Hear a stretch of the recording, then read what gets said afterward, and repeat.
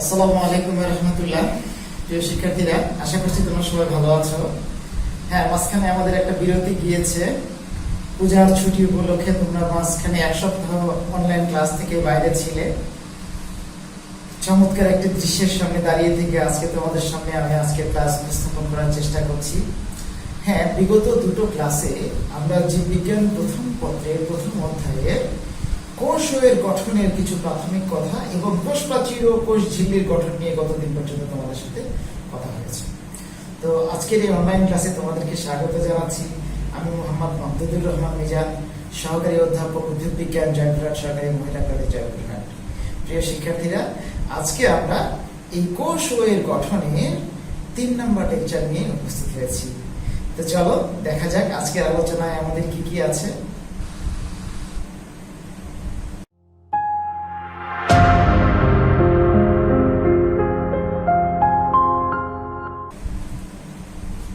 আজকের আলোচনায় আমরা কি কি শিখব এবং আজকের এই ক্লাস থেকে আমাদের কি কি শিক্ষণ অর্জন হবে সেটি যদি এক নজরে একটু করে দেখে নিই। দেখো, আজকের এই পাঠ শেষে তোমরা কোষ অঙ্গাণুগুলোর মধ্যে বিশেষ করে রাইবোজোমের গঠন ও কাজ সম্পর্কে তোমরা জানতে, বলতে এবং ব্যাখ্যা করতে পারবে। তারপরে কোষ অঙ্গাণু, গলজি বস্তু বা গলজি বডির গঠন, কাজের আবিষ্কার, এগুলো নিয়ে আমরা বিস্তারিত আলোচনা করার চেষ্টা করবো ইনশাআল্লাহ। এছাড়াও আরো দুটো কোষ অঙ্গাণু, লাইসোজোম এবং অন্তোপ্লাজমীয় জালিকা, যেটাকে আমরা ইংরেজিতে বলি এন্ডোপ্লাজমিক রেটিকুলাম। এই অঙ্গাণুগুলোর গঠন, কাজ, আবিষ্কার, ইতিহাস সংক্ষিপ্তভাবে উচ্চ মাধ্যমিকের সিলেবাসের জন্য যেভাবে যতটুকু দরকার আমরা সেগুলো উপস্থাপনের চেষ্টা করব। তো প্রথমত আমরা যে অঙ্গাণুটি নিয়ে কথা বলতে চাই সেটি হচ্ছে রাইবোসোম। প্রতিটি কোষের, আমি এই কথাটা কেন বলছি জানো, প্রতিটি কোষের আমরা প্রথম আলোচনা করেছিলাম যদি একটি কোষ হতে হয় তার ভেতরে কিন্তু রাইবোজোম থাকবে। সেটি আদি কোষ হোক আর প্রকৃত কোষ হোক, উভয় কোষেরই একটি কমন অঙ্গাণু আছে, সেটি হচ্ছে রাইবোজোম। বুঝতে পারছো? হ্যাঁ, তবে কিছুটা পার্থক্য তো আছে, যেটা আমরা আগের আলোচনায় বলেছি যে আদি কোষের রাইবোজোমটা হচ্ছে 70S, প্রকৃত কোষের রাইবোজোম হচ্ছে 80S। হ্যাঁ, সেগুলোর ব্যাখ্যায় আমরা বিস্তারিত জানবো। তো দেখো, আমি একটু যদি পয়েন্ট মার্কার নিয়ে তোমাদেরকে এটা একটু দেখাতে চাই। ব্রাইটনেসটা একটু কম হয়ে গেছে, একটু বাড়িয়ে নিয়ে আছে, ঠিক আছে। দেখো, এই যে এন্ডোপ্লাজমিক রেটিকুলামের গায়ে, অর্থাৎ কোষের পাশে যে এন্ডোপ্লাজমিক রেটিকুলাম তোমরা এঁকেছো আগের দিনে, তার গায়ে, তারপরে নিউক্লিয়ার মেমব্রেনের গায়ে অর্থাৎ নিউক্লিয়াসের আবরণের গায়ে, মাইটোকন্ড্রিয়ার অভ্যন্তরে বা মাইটোকন্ড্রিয়ার বাইরে বা সাইটোপ্লাজমের ভেতরে বিক্ষিপ্তভাবে প্রোটিন সংশ্লেষণের জন্য এক ধরনের বিশেষ কোষ অঙ্গাণু, এই যে ডান পাশে যে ছবিটা তোমরা দেখছো, এই অঙ্গাণুটির নাম হচ্ছে রাইবোজোম। ঠিক আছে? একজন বিজ্ঞানী যার নাম ছিল অ্যালবার্ট ক্লড, যিনি 1954 সালে কোষের সাইটোপ্লাজমকে একটি দ্রুত ঘূর্ণায়মান যন্ত্রে সেন্ট্রিফিউজ করেন, করে এক ধরনের খুব ক্ষুদ্র ব্যাস, যেমন এখানে আমরা 600 থেকে 2000 অ্যাংস্ট্রম একটা পরিমাপকের এককের কথা বলছি। হ্যাঁ, এর আগে আমরা বলেছি এটা তোমাদেরকে। তো এই পরিমাপকের একটি ক্ষুদ্রতম কণা তিনি প্রত্যক্ষ করেন এবং তার নাম দেন মাইক্রোজোম। ঠিক আছে? এরপরে দেখো কি হলো, একজন কোষ বিজ্ঞানী যার নাম ছিল জর্জ স্প্যালার্ডে, 1955 খ্রিস্টাব্দে উনি এটি আবিষ্কার করেন। এবং দেখো মজার বিষয় কি, এই রাইবোজোম যেহেতু প্রোটিন তৈরি করে এবং বেশিরভাগই রাইবোনিউক্লিক অ্যাসিড নিয়ে গঠিত, সে অনুযায়ী এই বিজ্ঞানী জর্জ স্প্যালার্ডে এর নাম দিলেন রাইবোনিউক্লিয়ার প্রোটিন। ঠিক আছে? তাহলে এখনো কিন্তু রাইবোজোম হয়নি। হ্যাঁ, এই যে দেখো 1958 খ্রিস্টাব্দে একজন বিজ্ঞানী রিচার্ড বি রবার্টস, তিনি এই অঙ্গাণুটির নাম প্রদান করেন রাইবোজোম। রাইবোজোম না রাইবোসোম, কোনটা? দুটোই সঠিক। হ্যাঁ, ইংরেজিতে আমাদের এসওএমই, আমরা বাংলাতে কখনো রাইবোসোম কখনো বা রাইবোজোম এরকম উচ্চারণ করে থাকি, তবে দুটোই সঠিক, অসুবিধা নেই। ঠিক আছে? তো রাইবোজোমের যদি আমরা এখন গঠনগত দিক নিয়ে কিছু কথা বলি, দেখো এটা আমরা শুরুতেই বলেছিলাম যে রাইবোজোম কোথায় থাকে প্রথম কথাতেই।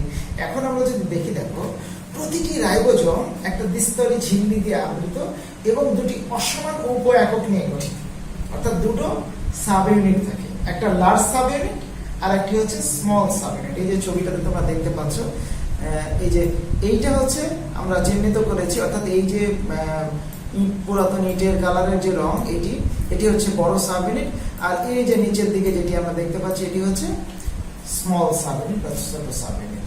এই দুটো উপ একক নিয়ে গঠিত এবং এদের গড় ব্যাস যদি আমরা চিন্তা করি 90 অ্যাংস্ট্রম থেকে 160 অ্যাংস্ট্রম পর্যন্ত হতে পারে। হ্যাঁ, এই ছবিটা কিন্তু তোমাদের বইতে দেওয়া আছে।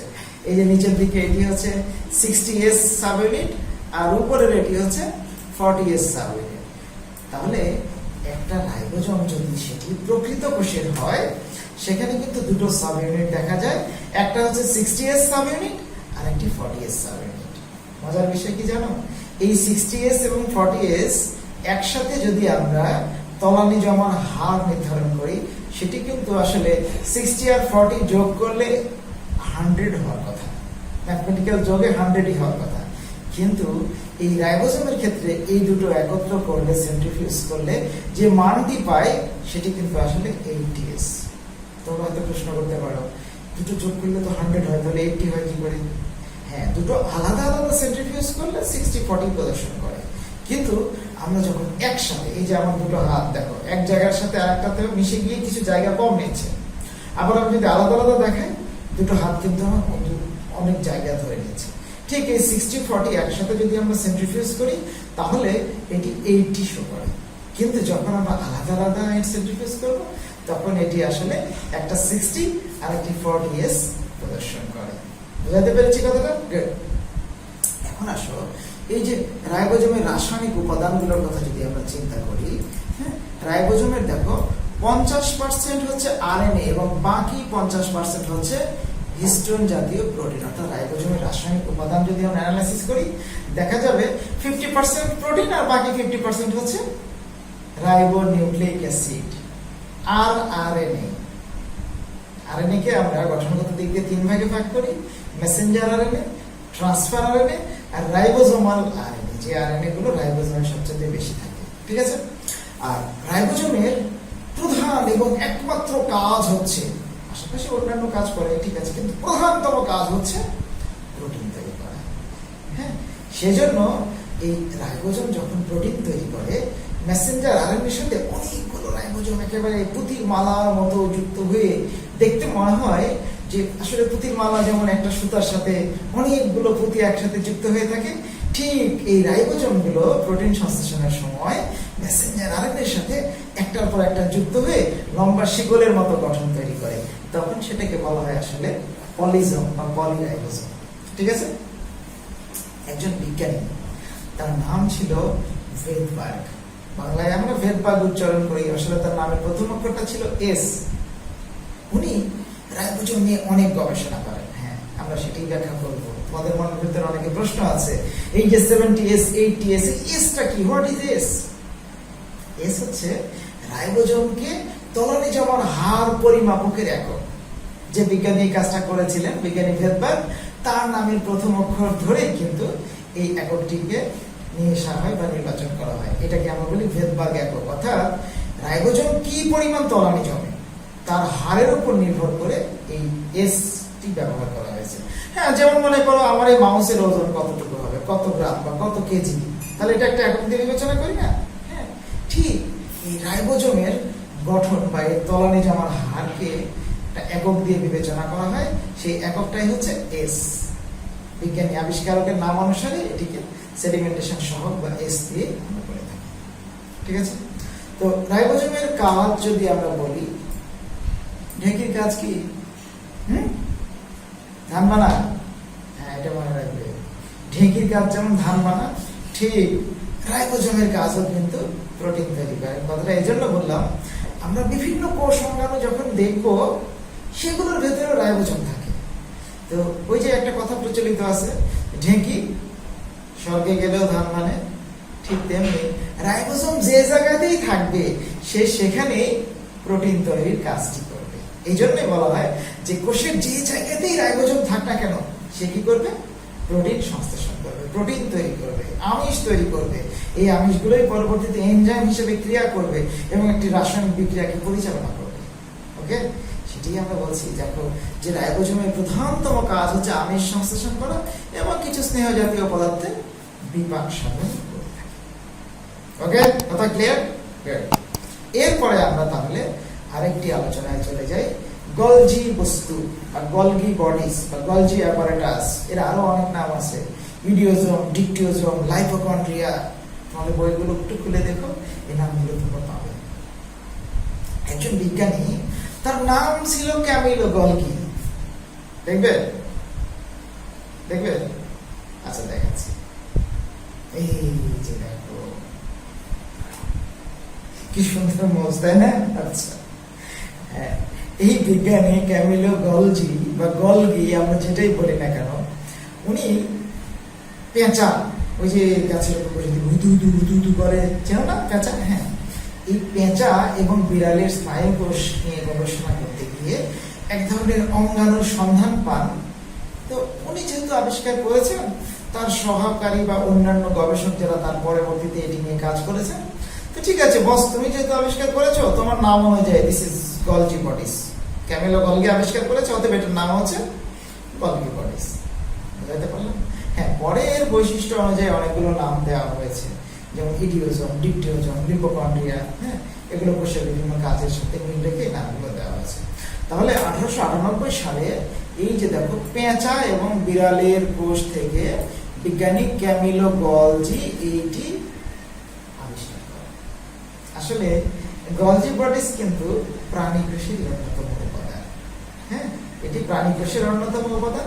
তবে নিম্ন শ্রেণীর অনেক উদ্ভিদ কোষে, এমনকি কিছু উচ্চ শ্রেণীর উদ্ভিদ কোষে গলজি বডিসের সন্ধান গবেষকরা পেয়েছে।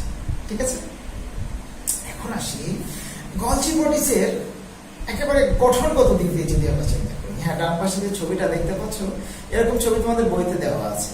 ভ্যাকিউল, সিস্টার্নি, ভেসিকল, আমরা সেই কথাতেই যাচ্ছি। অর্থাৎ নিউক্লিয়াসের কাছাকাছি দলবদ্ধ অবস্থায় এরা থাকে। কিছু দেখা যায়, এই যে ছবিটাতে এটা দেখি আমরা, কিছু দেখা যায় এরকম লম্বা থলির মতো, এগুলোকে বলি আমরা সিস্টার্নি। অর্থাৎ লম্বা থলির মতো যেগুলো, এগুলো হচ্ছে সিস্টার্নি। আর যেগুলো এই ছোট ছোট, এই যে হ্যাঁ সিস্টার্নি আমরা বললাম, যেগুলো তুলনামূলকভাবে আর একটু বড়, এই যে এরকম গহ্বরের মতো। হ্যাঁ, আমি যদি ভিতরটা কালার করে ভরাট করে দিচ্ছি, দেখো হ্যাঁ, এই যে গহ্বরের মতো যেগুলো, সাদা কালো ছবি কি সুন্দর কালার হয়ে গেল, তাই না? হ্যাঁ, এই যে গহ্বরের মতো, এগুলো হচ্ছে ভ্যাকিউল। আসলে ভ্যাকিউলের বাংলা কি? গহ্বর।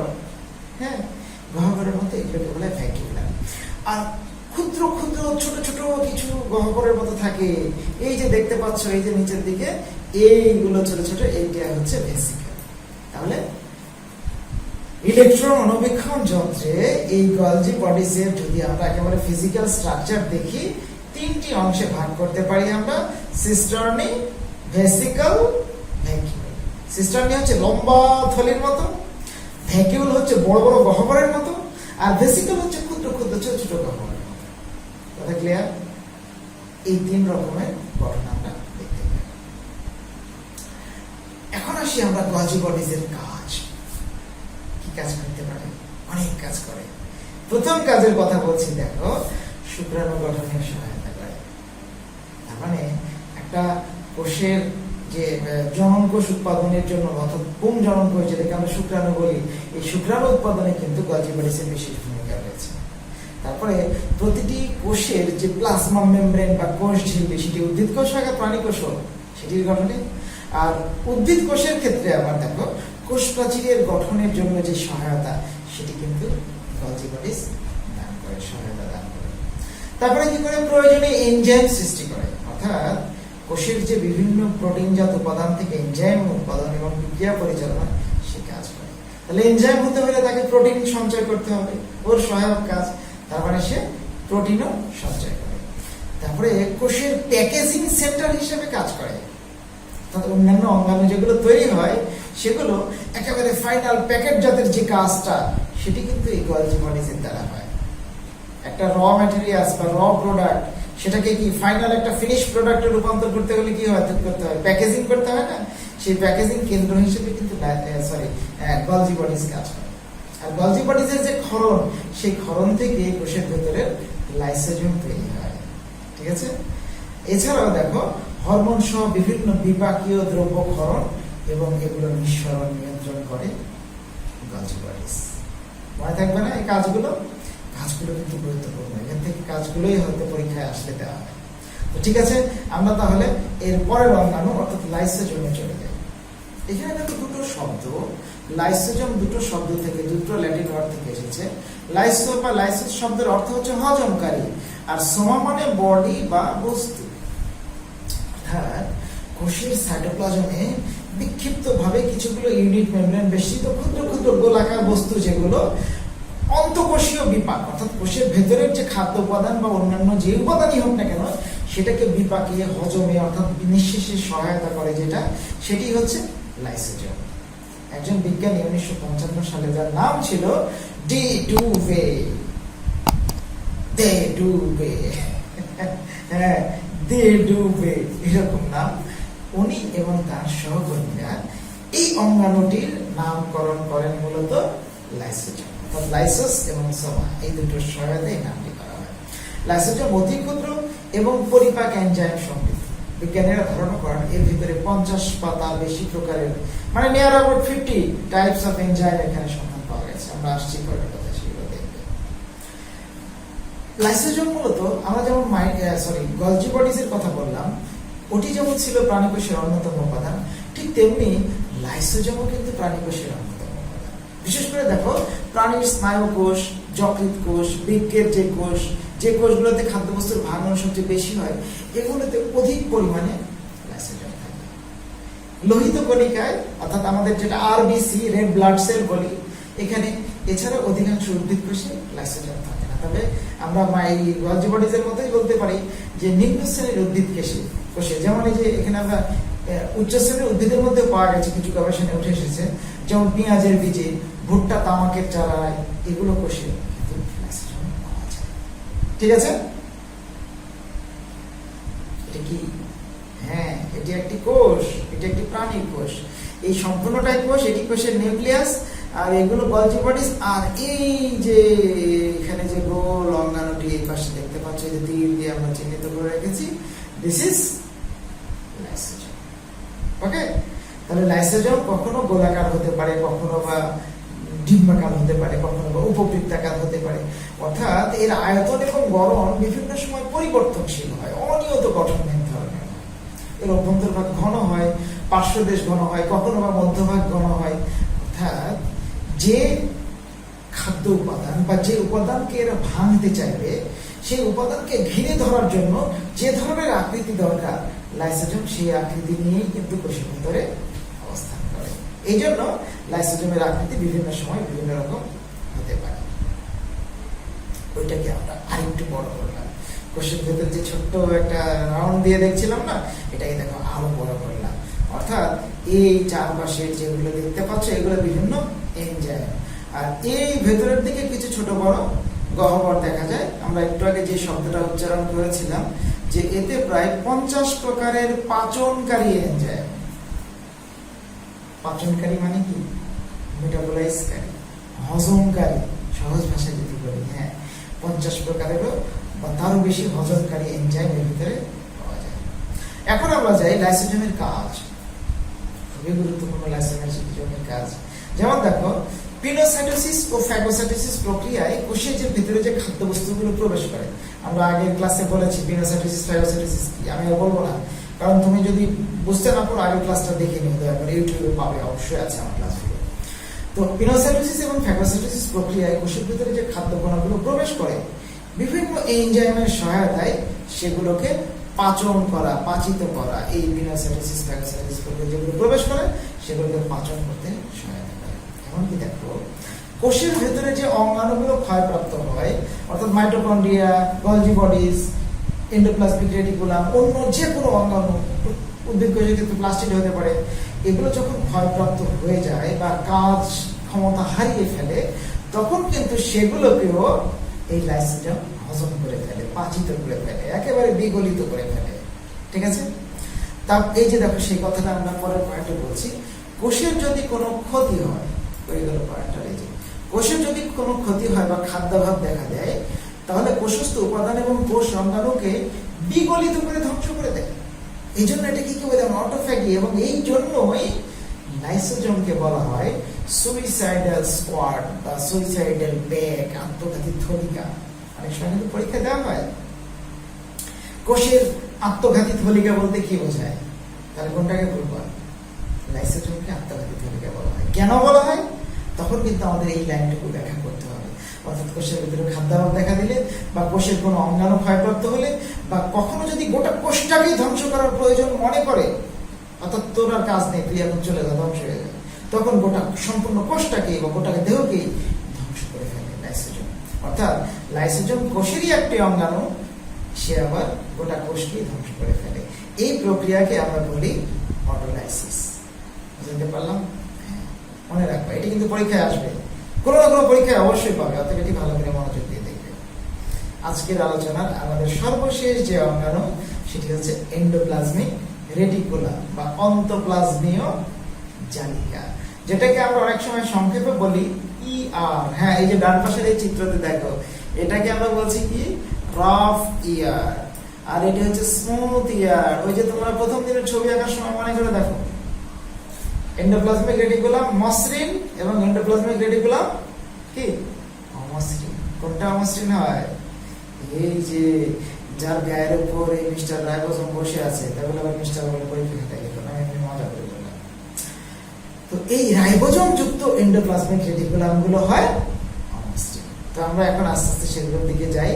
নিউক্লিয়ার মেমব্রেনের গায়ে হতে পারে, সাইটোপ্লাজমিক ম্যাট্রিক্সে থাকতে পারে, হ্যাঁ, বা এন্ডোপ্লাজমিক রেটিকুলামের অর্থাৎ যে জালিকার মতো কোষের যে মূল কাঠামো গঠনকারী উপাদান, সেটি মূলত এন্ডোপ্লাজমিক রেটিকুলাম, বা আমরা বাংলায় বলি কি, অন্তঃপ্লাজমীয় জালিকা।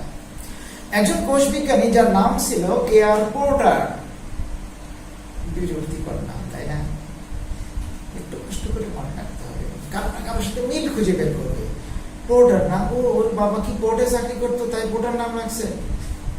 যেভাবে হোক তুমি না কোনো না কোনো একটা মিল খুঁজে বের করে মনে রাখার চেষ্টা করো, তাহলে ভালো লাগবে দেখবে।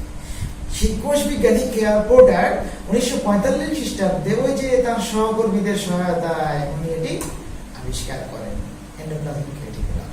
তো একটি ইলেকট্রন অণুবীক্ষণ যন্ত্রে যদি আমরা দেখি, ওই যে গলজি বডিজের যেমন 3 রকমের গঠন দেখলাম না, এখানেও কিন্তু 3 রকমের গঠন, একটু জাস্ট আলাদা।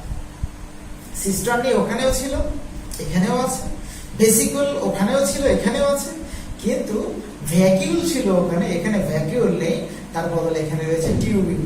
থলিকার মতো শাখাবিহীন প্যারালালি বা সমান্তরালি যারা অবস্থান করে, এদের গায়ে অসংখ্য রাইবোজোম দ্বারা যুক্ত থাকে, এই জন্য এরা কিন্তু অমসৃণ হয়। তো এই লম্বা থলিকার মতো এই গঠনগুলোকে বলি আমরা, এই এন্ডোপ্লাজমিক রেটিকুলামকে বলি সিস্টার্নি। আর একটু বড় তো না, গহ্বরের মতো, ছোট ছোট গহ্বরের মতো, সেগুলোকে বলি আমরা ভেসিকল। ভেসিকল থেকে ভেসিকুলার। আর যেগুলো নলাকার, সেখান থেকে এগুলোর নাম দেওয়া হয়েছে টিউবুলার। এই যে দেখো, তাহলে এটা হচ্ছে সিস্টার্নি, এটি হচ্ছে ভেসিকুলার, আর এটি হচ্ছে টিউবুলার। এই যে এইখানে এটি হচ্ছে সিস্টার্নি, এটি হচ্ছে ভেসিকুলার, আর এই যে নলের মতো এগুলো টিউবুলার। টিউবুলার কিন্তু কোনগুলো শাখাবিহীন বা অশাখ, আবার কোনগুলো শাখা প্রশাখা যুক্ত হতে পারে। ঠিক আছে? এবারে আসি এর রাসায়নিক উপাদান বা রাসায়নিক গঠন। এন্ডোপ্লাজমিক রেটিকুলামের দেখো রাসায়নিক উপাদানের মধ্যে 60 থেকে 70% হচ্ছে প্রোটিন। একটা কমন সহজ কথা বলে দিয়েছে তোমাদেরকে। জীবকোষের ভেতরে যে সকল অঙ্গাণু বা বিভিন্ন উপাদানগুলো আছে, সেগুলোর বেশিরভাগই গাঠনিক উপাদান হচ্ছে এই প্রোটিন, লিপিড, কার্বোহাইড্রেট আর কিছু অন্যান্য সহায়ক উপাদান। তাহলে আবার সবগুলোতে এরকম বলে দেবো যে এইটা তখন কিছু রেশিও আছে। হ্যাঁ, একটা কম বেশি হলে তার কার্যকারিতা ভিন্নতর হয়ে যায়। ওই যে ইলেকট্রন, প্রোটন, নিউট্রন সব এইগুলো দিয়েই তো পৃথিবীর সবকিছু গঠিত। একটু কম বেশি হওয়াতেই দেখো কত না কত যৌগ মৌল তৈরি হয়ে গেছে, তাই না? হ্যাঁ, ওই জায়গাতে আমি আজকে আর যাচ্ছি না। তাহলে এই এন্ডোপ্লাজমিক রেটিকুলামে দেখো প্রায় 15 ধরনের এনজাইম রয়েছে। এখানে কিছু এনজাইম এস যুক্ত থাকলে বুঝবে সেগুলো হচ্ছে এক একটা এনজাইমের নাম। এই এনজাইমগুলো বিভিন্ন কাজের সাথে জড়িত থাকে। তাহলে আমরা এই কথাটা আগেই যদিও বলেছি যে রাইবোজোমের উপস্থিতি এবং অনুপস্থিতির উপর ভিত্তি করে এন্ডোপ্লাজমিক রেটিকুলামকে দুটো শ্রেণীতে আমরা ভাগ করেছি। যেগুলোর গায়ে রাইবোজোম যুক্ত থাকে সেগুলো হচ্ছে অমসৃণ, আর যেগুলোর গায়ে থাকে না সেগুলো মসৃণ। খুবই সহজ কথা। ওকে, তাহলে আমরা এন্ডোপ্লাজমিক রেটিকুলামের কাজ বলে আজকের হোমওয়ার্ক দিয়ে তোমাদের শেষ করব। তাহলে এন্ডোপ্লাজমিক রেটিকুলাম মূলত কি হয়, প্রোটোপ্লাজমের একটি কাঠামো হিসেবে কাজ করে। কাঠামো, এই যে ঘর দেখতে পাচ্ছ না তোমরা, আমার মাথার উপরে যে ছাদটা আছে, হ্যাঁ, এটা তৈরির সময় কি রড দিতে হয়নি একটার সাথে একটা? না দিলে কি ছাদ থাকতো নাকি? তো এই যে কাঠামো, কোষের ভেতরে একটি অঙ্গাণুর সাথে আরেকটি অঙ্গাণুকে যে যুক্ত করেছে সেটা কিন্তু এন্ডোপ্লাজমিক রেটিকুলাম। এগুলো কাঠামো হিসেবে কাজ করে। তারপরে অমসৃণ এন্ডোপ্লাজমিক রেটিকুলামের গায়ে কি থাকে? কি থাকে? রাইবোজোম থাকে। হ্যাঁ, গুড। এই রাইবোজোম কি করে? প্রোটিন সংশ্লেষণ করে। এই যে ঢেঁকি স্বর্গে গেলেও দাম মানে, যে এন্ডোপ্লাজমিক রেটিকুলামের গায়ে আছে মানে কি, সে কি করবে? এখানে প্রোটিন তৈরি করবে বা প্রোটিন সংশ্লেষ করবে যেখানেই থাকে। এরপরে দেখো লিপিড এবং প্রোটিনের অন্তঃবাহক, অর্থাৎ লিপিড প্রোটিনকে এগুলো এক জায়গা থেকে আরেক, বিশেষ করে ভেসিকুলারগুলো এক জায়গা থেকে আরেক জায়গায় এরা ট্রান্সফারের কাজগুলো করে। কিছু কিছু গবেষক মনে করেন যে কোষ প্রাচীরের জন্য যে সেলুলোজ, এটির গঠনেও এন্ডোপ্লাজমিক রেটিকুলাম ক্রিয়াশীল থাকে। রাইবোজোম এবং গ্লাইঅক্সিজোম, যেগুলো ওই যে যেমন অমসৃণ অন্তঃপ্লাজমীয় জালিকা রাইবোজোমের ধারক হিসেবে কাজ করে, আবার গ্লাইঅক্সিজেন যেটি মূলত একটা বীজের অঙ্কুরোদ্গমের সময় প্রয়োজন হয় সেটিকেও এরা ধারণ করে। আর কোষের ভিতরে যে বিষাক্ত পদার্থগুলো অনুপ্রবেশ করে সেগুলোকে নিষ্ক্রিয় করতে কিন্তু এন্ডোপ্লাজমিক রেটিকুলাম কাজ করে। নিশ্চয়ই তোমরা ভাবছো যে হ্যাঁ, আমরা সব শেষের দিকে চলে এসেছি। তাই আজকে বাড়ির কাজটি থাকবে তেমন কিছু নয়। এই যে যে অঙ্গাণুগুলো পড়লাম আমরা, এই আজকের পঠিত কোষ অঙ্গাণুগুলোর যে কাজগুলো আছে, হ্যাঁ, এই যে আজকের পঠিত কোষ অঙ্গাণুগুলোর যে কাজ, এই অঙ্গাণুগুলোর কাজের একটা লিস্ট করবা, তালিকা প্রস্তুত করবা। ওকে, ঠিক আছে, দেখা হবে আবারও পরের ক্লাসে। ভালো থেকো, নিরাপদে থেকো, ঠিক মতো লেখাপড়া করো। খুদা হাফেজ, ধন্যবাদ।